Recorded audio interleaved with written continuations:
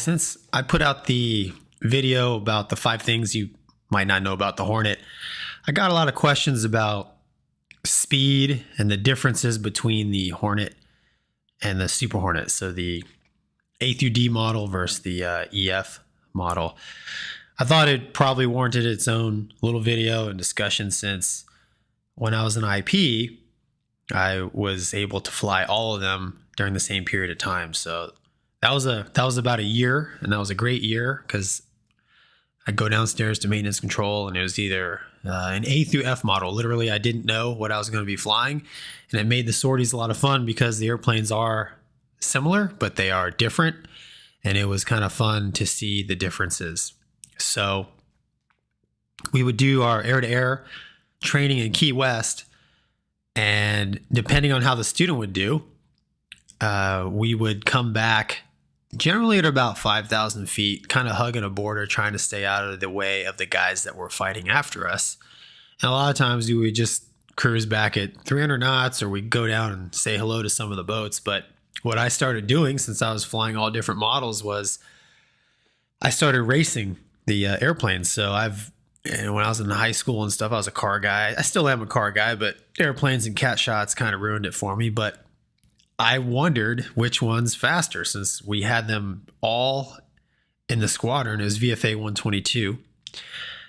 So I took the opportunity to race all the models. So now I'm digging back about 10 years. I wish I would have made this video, or at least recorded this a little bit sooner, because as I get older, my memory gets more fuzzy, but I still think I got it. So prior to each mission, during the brief, I would always brief the students and the student wizzos, hey, if everything's going okay when we're coming back, what I'm going to do is we're going to race them. So I laid out the ground rules. So this is obviously low altitude, right?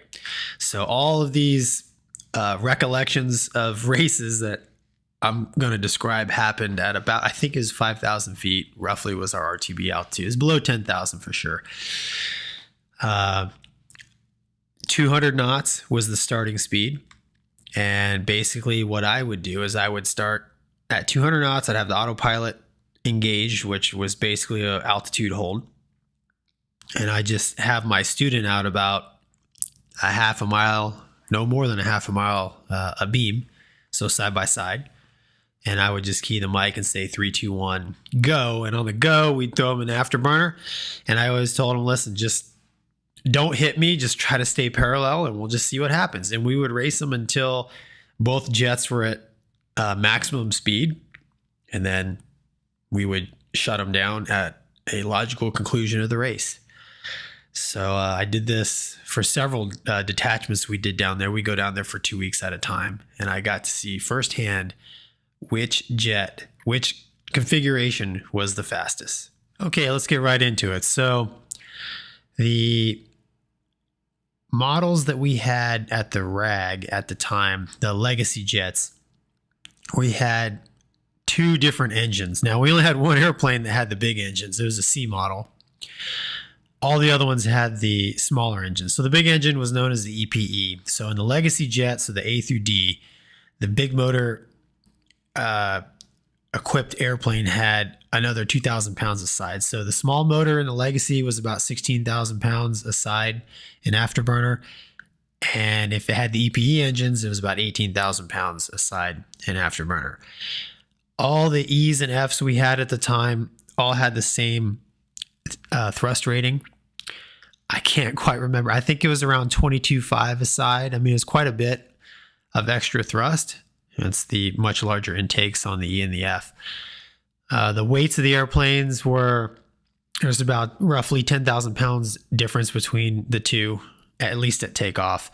And at the time we were flying them, the Super Hornets, a lot of them were slick, so demo clean. And they could fly them like that because they carried enough internal gas to do the syllabus flights.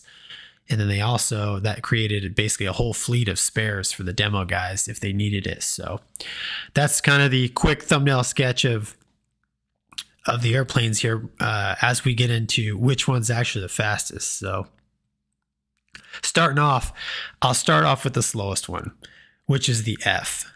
So the F model Super Hornet is the two-seater, the long canopy. So the F versus the D. So the two-seat Super Hornet against the two-seat Legacy Hornet, which is either a B or a D.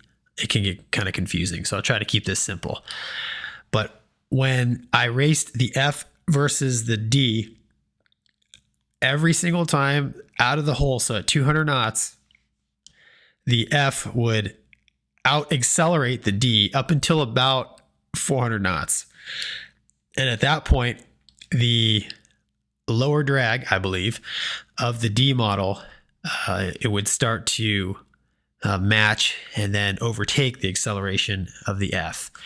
And the F would pull out to about, I'd say, an eighth, maybe a quarter of a mile lead before the D would start reeling them in and eventually overtake the F model. So the F was the slowest out of all of them.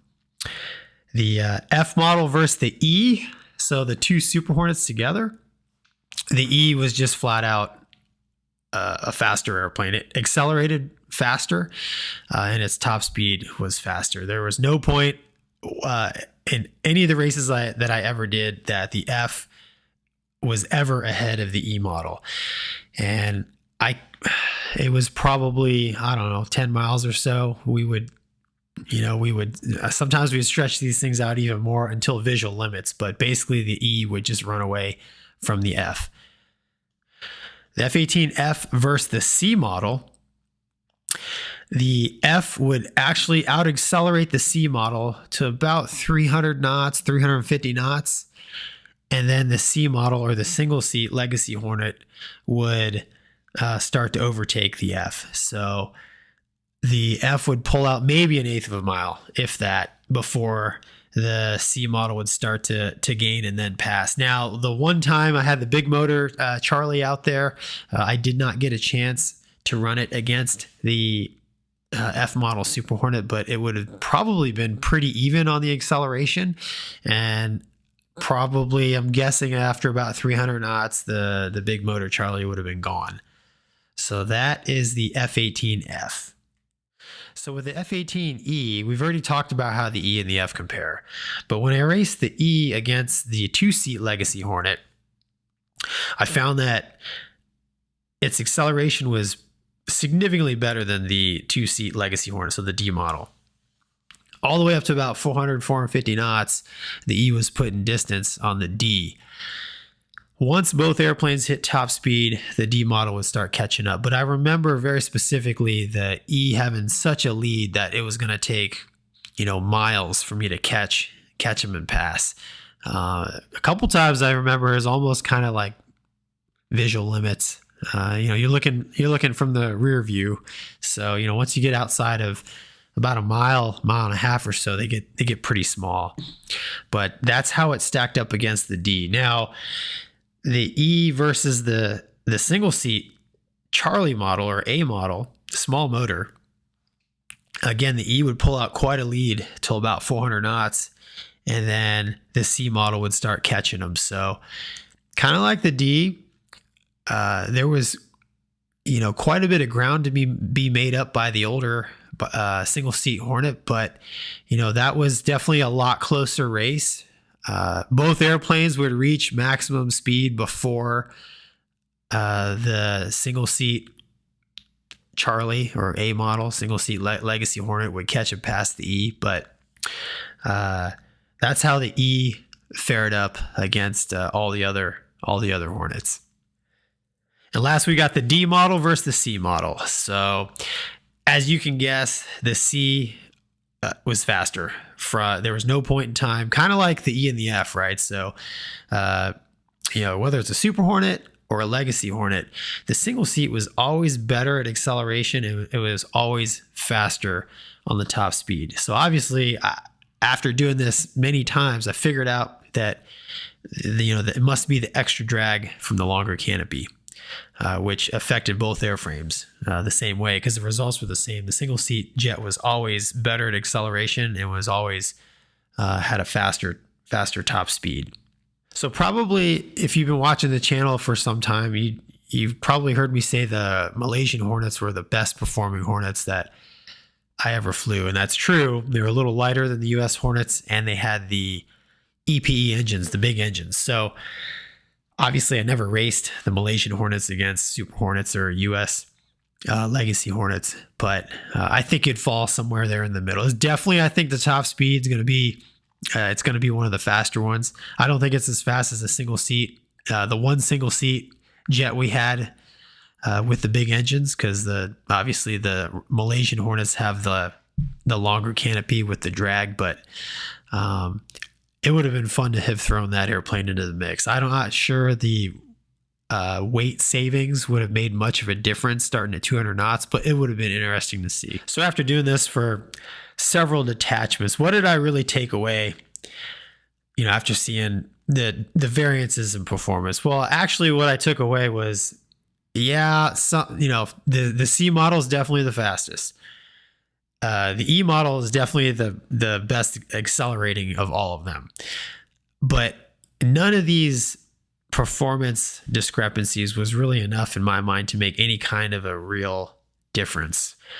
The Legacy jets would top out just over supersonic at those low altitudes. The Super Hornets wouldn't go supersonic at those low altitudes. So, tactically, I'm not sure there was, anything in particular speed-wise that, sure, more is better, but they were all pretty close. Looking back, the only real regret I had is I wish they had GoPros back then, or I wish I would have had at least a camera with me so I could have documented some of these races, because it sure was a lot of fun to do. And it brings back a lot of good memories from my time as an IP in the Hornet.